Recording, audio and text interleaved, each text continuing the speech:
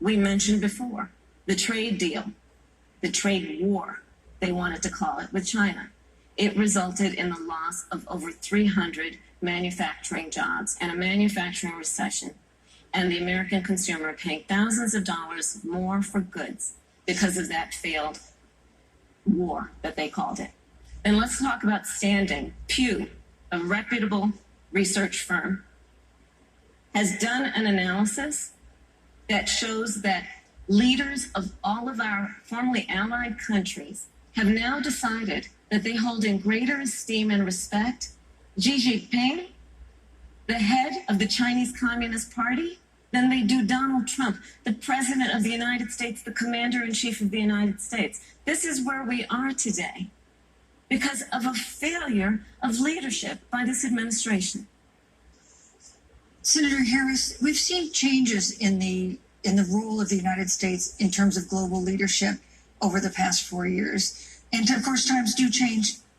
What's your definition? We've seen strains with China, of course, as the Vice President mentioned. We've seen strains with our traditional allies in NATO and elsewhere. What is your definition of the role of American leadership in 2020?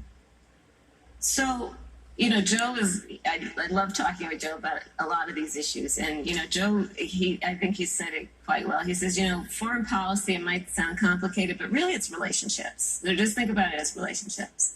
And so we know this in our personal and professional relationships. You got to keep your word to your friends. Got to be loyal to your friends. People who've stood with you, got to stand with them.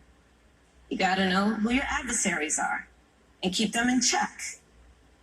But what we've seen with Donald Trump is that he has betrayed our friends and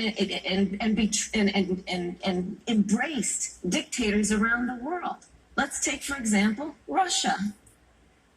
So, Russia, I serve on the Intelligence Committee of the United States Senate. America's intelligence community told us Russia interfered in the election of the President of the United States in 2016 and is playing in 2020. Christopher Wray, the director of the FBI, said the same.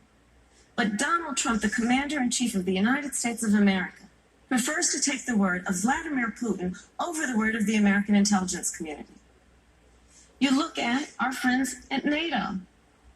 He's walked away from agreements. You can look at the Iran nuclear deal, which now has put us in a position where we are less safe because they are building up what might end up being a significant nuclear arsenal.